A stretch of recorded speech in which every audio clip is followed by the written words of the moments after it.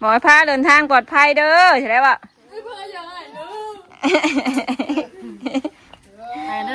เดินทางปลอดภัยเด้อพาใ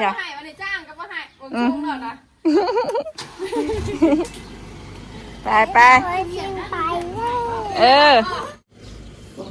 เดี๋ยวเอื้อยมาใหม่เนาะโอ้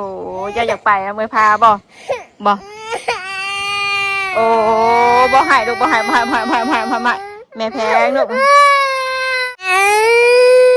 เจ้าอยากไปน้ำเขาบ่ลูกบ่ถ้าพ่อเขามาก่อนลูกเด้อถ้าลูกไปแม่สิบ่หายว่าซะบ่ฮะอยากไปน้ำเมื่อยบ่ลูกบ่ให้โอ้มันล้างเดี๋ยวให้พ่อบุญพาไปเด้อเนาะ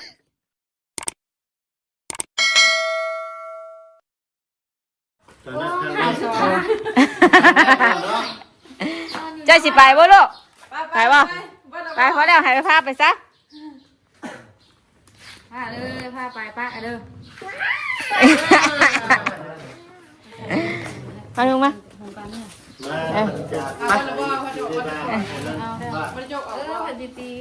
มาพอดีกินทอดใช่ไหมมาพอดีกินทอดพี่นาลูกเราเรียกว่าตกแรงก็มาใหม่มาพอดีมีใส่หมอลำได้บ่เนี่ยนอนเตี้ยลงได้บ่ยุ่งได้บ่ดีเลยมาบ่ดีเลยใช้กุญแจรถเอาให้หมอนั่นเลยเด่นน่ะน้ำพุดเจอรถคุ้มเพย์อยู่นั่นฮะมันน่าเดินยังแกเดินบนเตียงเลยบอขี่ไปเองนะขี่ไปเบี้ยข้าวหรือตายข้าวไหนได้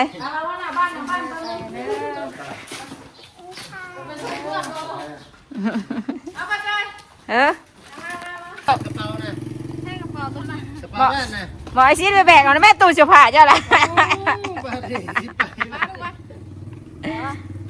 ดีเด้อได้ต้องไปลาก่อนเลยไปชงไปชงบ่ให้เรารอบดีเนาะไปชงให้พากันเด้อไปชงให้พากันเด้อได้เด็บบาทแฉ่งได้ให้แม่เก็บเสื้อผ้าแต่เมื่อคืนนี่ได้อยากไปชงเอื้อยนะไปชงเลย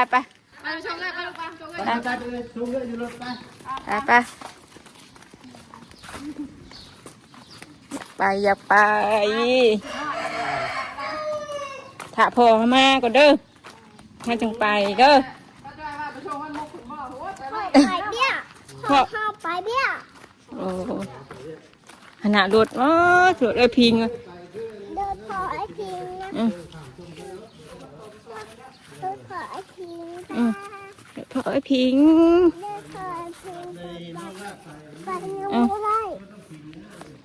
โดยไป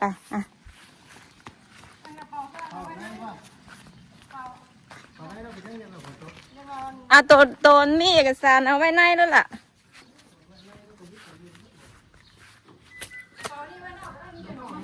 มีแต่หน่อไม้นั่นนะมีแต่ของผักเลย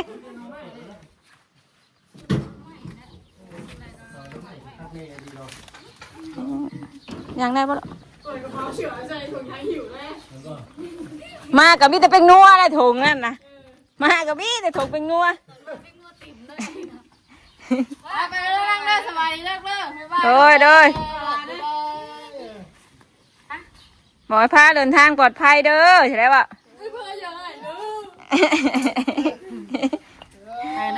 เดินทางปลอดภัยเด้อพาใช่ไหม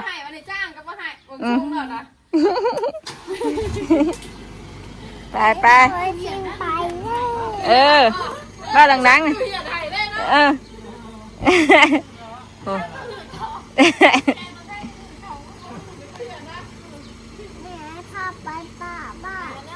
โดยเดินทางปลอดภัยเด้อใช่ไหมว่าบอกเอื้อยเดี๋ยวลูกให้ยังนะ เฮ้ยเฮ้ยเดี๋ยวเอื้อยมาใหม่เดี๋ยวเอื้อยมาใหม่เอื้อยมาใหม่เนาะโอ้จะอยากไปนะเมื่อพาบ่โอ้บ่หายลูกบ่หายแม่แพงลูกใจแม่ดูอย่าบังพลอยพิงไปแล้วเจ้าอยากไปน้ำเขาบ่ลูกบ่ถ้าพ่อเข้ามาก่อนลูกเด้ออาถ้าลูกไปแม่สิบ่ให้ว่าซะบ่ฮะไปนะเฮ้ย อย่าไปอยากไปน้ำเมื่อยบ่ลูกบ่ให้โอ้มันล้างเดี๋ยวให้พ่อบุญพาไปเด้อเนาะเดี๋ยวให้พ่อห้างไปส่งนึกผ้าเนาะโอเคบ่อย่าไปโอ้ยบ่ให้ลูกบ่ให้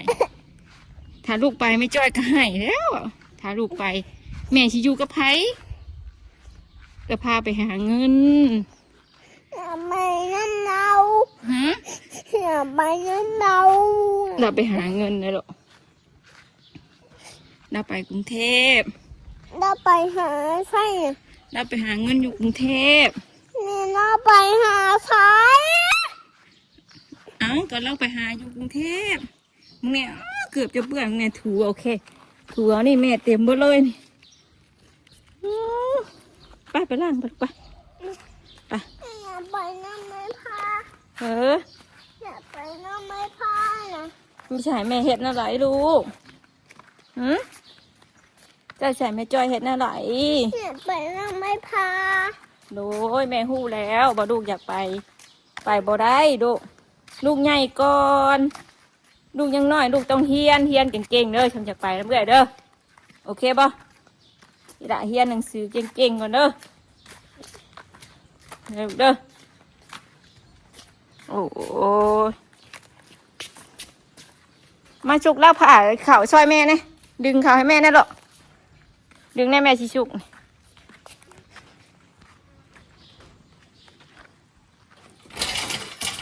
ใช่ไล่ซับเดี๋ยวเขาเก็บเอาแบบนี้เข่าเลยก็ได้นี่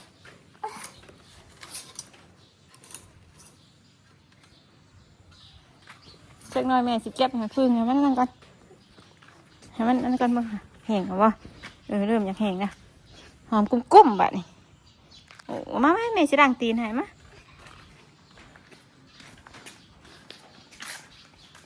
เดี๋ยวขอไอ้ผิงไปบ้า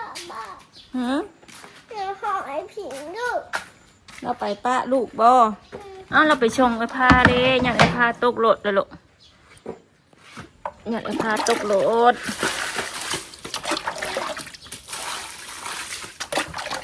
น้องแม่สิดังไงขี้ตุ่มยังติดหอกขาโฉมแม่หุกเลยแม่หุกนะแม่ลูกแม่ชงมาเพียงดึงขึ้นบ่เป็นยังหรอกเดี๋ยวแม่เปลี่ยนให้ไหม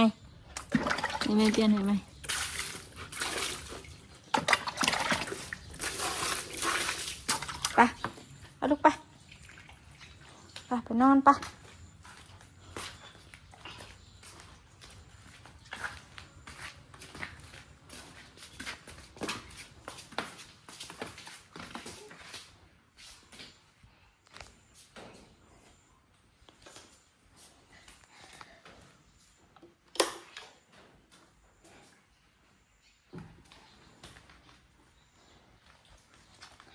พี่กดแมมเจ้าอยู่นอกพี่ดอกมานอนก่อนนอนนี่ก็ได้นี่แม่เปิดพัดลมให้บ่ร้ายดูบ่ร้ายนอนเมื่อไงเปิดพัดลมให้นอนขี้มูกเสร็จนั่นแหละลุงให้บ่ให้เด้อแบบนี้เด้อโอ้ยใช้กดแมมนะกดแมมลูกอยู่ใส่ลูกไปบ้านเป็นใส่ลูกไปไว้ใส่ไปให้หนูเอาไป ไปเอาแม่มาแม่สิเติมให้นี่อันหยังดู โอ้ยแม่ยังเจ๋วแล้ว มาแม่เปลี่ยนให้มาอย่ามาลูกมายิงรถไฟลูก จะนอนคุย ยิงรถประตูบ่ฮะ นี่ใครมา ใช่รถไอซินบ่ไอแพร่บ่ไออาทิตย์คือประตูบ่ เดี๋ยวไอ้พ่อจับ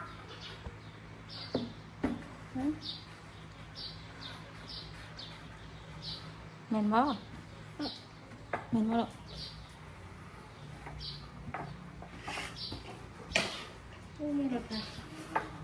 ไปนอนไปอย่าเฮ็ดนั่นหนุ่มล่มนะเอาไข่ใส่ตู้เย็นนะลูกอ่ะ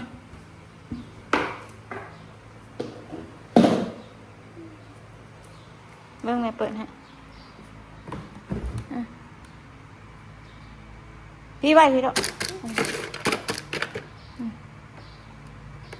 โอเคไปนอน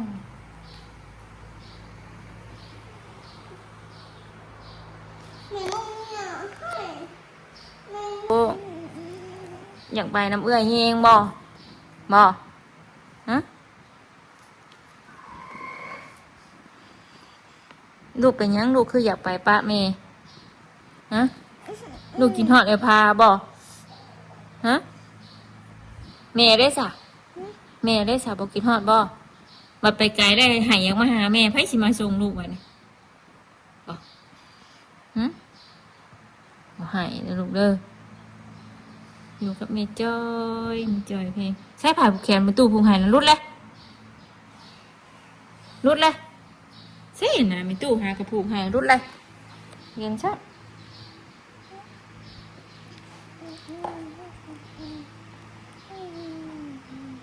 เฮียงอดอยู่แม่นบ่ตัวมีตู้ผูกหายเมื่อกี้นี่อะไรหรอก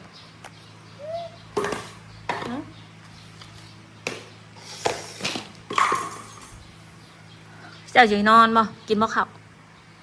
บ่กินบ่แม่สิต้มเส้นให้กินได้บ่เจ้าอยากขี่รถไปน้ำพอไอ้พิงแล้วเจ้าอยากไปชงไอ้ผ้าจนฮอดพุ่นแล้วเจ้าก็กลับมาบ่นั่นไรอันที่เจ้าให้อยู่กับแม่นี่แหละพระจีไปปะแม่ปะพอแม่ก็กินฮอดและลูกสาวผู้เดียวไปสิไปปะแม่นอนลงละสักโมงอะนี่นะโอ้3 โมง 4 โมงแหละนอน1 ชั่วโมงเด้อตื่นมากินข้าวเด้ออย่าตุ่มหน้าผากนะฮอน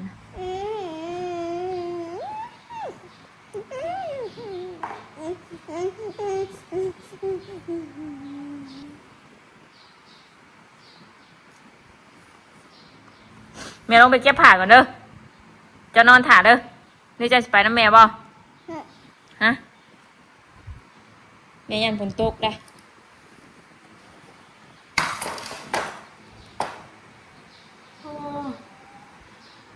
สิให้พอบุญไปชงบ่ยงน้องไปพาบ่ว้าย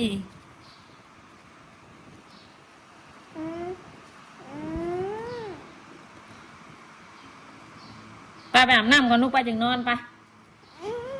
นอนทีเดียวได้ปะแม่เปิดห้องเปิดแอร์นอนปะจะยังนอนอยู่นี่บ่ฮะ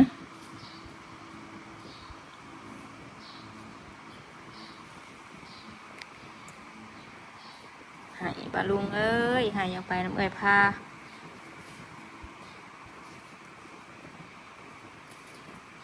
หายไปกรุงเทพให้แม่เก็บเสื้อผ้าแต่เมื่อวานนี่ว้าวอยู่บ่ยาแม่จอยเก็บเสื้อผ้าให้แน่ว่าสิไปน้ำเอ้ยพาจะไปถ่ายคลิปถ่ายหยังก็ว้าวอยู่แม่ว่าบ่มีกระเป๋าแม่ว่าแบกตู้ไปรถว่ะ ตู้เสื้อผ้าเพิ่นน่ะเลยแบบบ่มีกระเป๋าอ่ะแบกไปรถว่ะไอ้ชิ้นเอาไปบ่ไล่ลูกเอ้ยตู้นะเนื้อบ่ได้ไปให้พ่อบุญชื่อกระเป๋าลากให้เด้อมื้อนี้เด้อเด้อมาสิไปกรุงเทพเอ้ยพาเด้อเบิ่งหมดบ่ครบแล้วพาอย่ามาหมดครบเลยลูกอย่าหมดครบไอ้ผิงน่าก็ไปชงไอ้พาฮอดลานนั้นแล้วก็มามันมีไปนำไอ้พาไอ้ซินไปชงฮอดแล้วก็มาแต่ละคน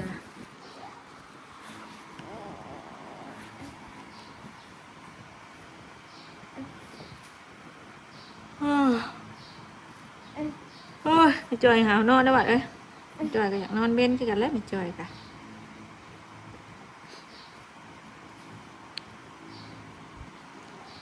ให้หึงเติบปะลุงอะเนาะเมื่อเอาเพื่อนที่เช้าอย่าไป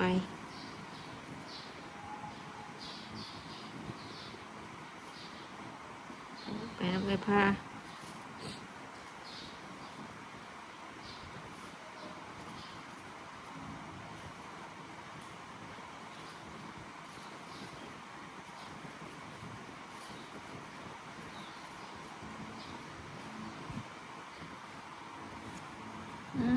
ต้องฝนตกแดดอีกแล้วนี่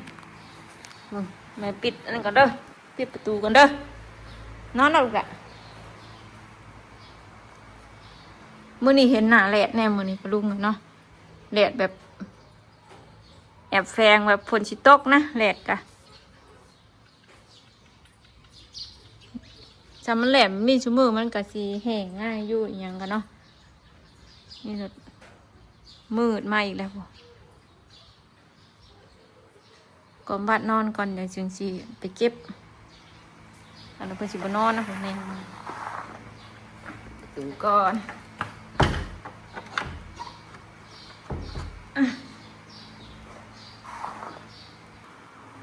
นอนสิตบก้นให้แตะแตะแตะแตะคิดยังว่ะไปซึ่งแน่ยึงแน่ดึงแน่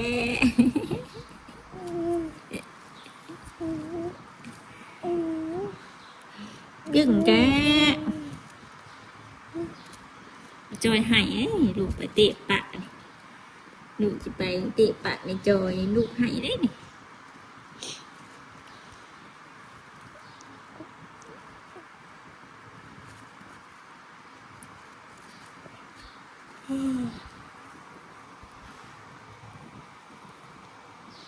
ป้าชนะปลาลุงเลยตอมวาสนานอนก่อนขอบคุณอะไรเด้อปลาลุงที่ขับมารับชมโดยที่ประกฏขานโฆษณาของปลาจอยโดยตลอดมาเด้อคลิปนี้ก็ขอจบเพียงสำนี้ก่อนแล้วกลางสบายสบายดีตื่นมาเดี๋ยวแม่ต้มเสร็จไหนเด้อโอเคปะโอเคเนาะโอเคขี้หอดกระพาแหงบอกจะหอดแหงโอ้ยลงไปเสร็จน้ำตาเนาะหอดแหงบาลุงเลย